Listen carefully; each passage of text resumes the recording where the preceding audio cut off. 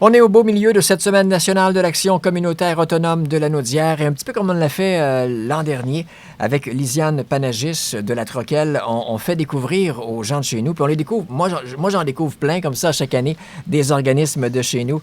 Bon matin Lisiane. Bon matin Sylvain. On va en faire découvrir une dizaine au courant de la semaine, 5 le matin, 5 en après-midi, en avant-midi avec Julie. Et puis c'est 10 sur combien déjà d'organismes communautaires En fait, autonomes? la Troquelle rassemble 194 organismes membres sur un potentiel de plus ou moins 200 organismes communautaires dans la Lanaudière seulement. C'est quelque chose. Je te laisse nous présenter l'organisme de ce matin. Oui, ce matin, en fait, on est avec le Centre de prévention du suicide de la Lanaudière avec Evelyne Lorrain, qui est coordonnatrice clinique. Bon matin, Evelyne. Bonjour.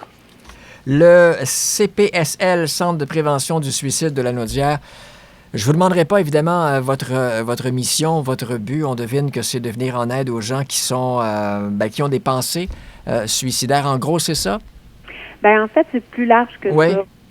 Donc, en effet, on intervient par le biais de la ligne téléphonique, on intervient auprès des personnes suicidaires. Toutefois, on intervient aussi auprès de tout l'entourage de ces personnes-là parce que l'entourage des personnes suicidaires, c'est un filet de sécurité très, très précieux. On intervient aussi auprès des personnes qui sont endeuillées par suicide et on intervient auprès des intervenants qui, dans leur clientèle, ont des personnes suicidaires puis qui sont mal pris, qui savent pas trop quoi faire, qui hésitent dans leurs interventions. On intervient aussi auprès de ces personnes-là. Quand vous dites l'entourage, ça veut dire que si quelqu'un a dans son entourage quelqu'un qui lui semble avoir des idées suicidaires, peut communiquer avec vous? Oui, absolument, même que ça fait partie de notre mission. Nous, on croit vraiment que c'est une façon efficace de faire de la prévention. On mise, dans le fond, sur le potentiel des individus pour être capable de soutenir les personnes suicidaires qui sont plus vulnérables.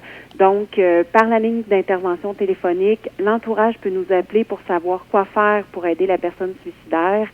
On peut aussi leur offrir ce qu'on appelle des rencontres entourage. Donc, si on a 3-4 personnes d'une même famille, par exemple, qui s'inquiètent pour quelqu'un, on peut les rencontrer. En ce moment, on fait ça par Zoom, on fait ça par le web. Et cette famille-là peut rencontrer un intervenant qui va jaser avec ces personnes-là, de comment on peut mettre un filet de sécurité autour de la personne suicidaire. Et on a aussi le passeport pour la vie, qui est un petit outil qui est disponible sur notre site web, qui donne des grandes lignes pour les gens de l'entourage sur comment je peux aider une personne qui m'inquiète, comment je peux lui parler, qu'est-ce que je peux lui dire, c'est quoi les bonnes actions à poser. Donc, le passeport pour la vie sur notre site web, c'est une bonne base pour commencer à agir. On vient de traverser une période difficile sur le plan moral, la pandémie, puis c'est pas fini. Est-ce que depuis le début de cette pandémie, vous voyez une différence sur le nombre d'appels reçus? Je dirais que au début, plus au printemps, ça a assez peu affecté nos appels. En ce moment, on peut remarquer une hausse. Toutefois, c'est difficile à dire en ce moment si c'est lié à la pandémie ou si c'est juste ce qui se passe normalement à l'automne. L'automne, c'est depuis plusieurs années au Québec, c'est la période où il y a le plus de décès par suicide. Donc, c'est une période qui est plus occupée chez nous. Oui. Est-ce que, encore une fois, c'est un drame qui touche surtout les hommes ou si c'est tout le monde dans la société qui peut avoir de ces idées suicidaires? En fait, les décès par suicide, les hommes sont surreprésentés au niveau des décès par suicide, clairement. Donc, à ce niveau-là, c'est sûr que c'est très, très préoccupant. Sur 5 décès par suicide, il y en a 4 que ça va être des hommes. Quelle tranche d'âge? C'est les hommes plus, je dirais plus âgés. Pas nécessairement âgés, là, mais disons entre 35 et 64 ans. Okay. C'est vraiment la tranche d'âge qui est surreprésentée dans les décès par suicide chez les hommes.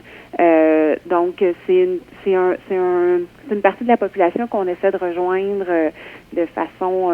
on travaille très fort pour essayer de les rejoindre. D'ailleurs, on a décidé de mettre à contribution les expériences et les compétences des hommes qui ont eux-mêmes traversé une crise suicidaire. Okay, ouais. Donc, on a fait un comité avec ces hommes-là pour essayer de trouver comment on pourrait faire pour les rejoindre. Ouais. Là, tranquillement, on est sur le bord de lancer une chaîne YouTube pour s'adresser à ces gars-là qui sont en détresse en ce moment. C'est un groupe d'âge qui, généralement, historiquement, n'a pas l'habitude non plus de décrocher le téléphone et de demander de l'aide. Hein? En effet, ça ne fait pas partie nécessairement des habitudes des hommes de cet âge-là. Bravo. Est-ce que vous êtes une grosse équipe? On est 8 intervenantes, une douzaine d'employés au total, dépendamment des saisons. Là. Bravo. Vous êtes ultra importante et puis important, toute l'équipe. Lâchez pas, vraiment. Merci, Bravo. merci. En terminant, est-ce qu'il y a un numéro de téléphone où on peut vous joindre? Oui, on peut nous joindre en tout temps au 1-866-APPEL, 1-866-277-3553 ou par le numéro local au 450-759-6116.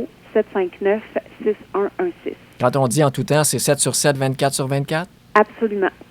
Génial. Merci beaucoup. Lisiane, quand on parle d'organismes importants, bien, ils le sont tous, mais on voit l'importance de ces organismes communautaires autonomes. Tout à fait. On l'a super bien démontré. Puis, en fait, tout le long de la pandémie, on l'a dit à quel point nos organismes, c'était essentiel, peu importe leur secteur, mais les groupes en santé mentale jouent un rôle vraiment particulier en ce moment. On l'a dit, allez les chercher, les ressources dans le milieu, que vous soyez un citoyen, citoyenne, travailleur, travailleuse, que ce soit pour vous ou pour quelqu'un de votre entourage.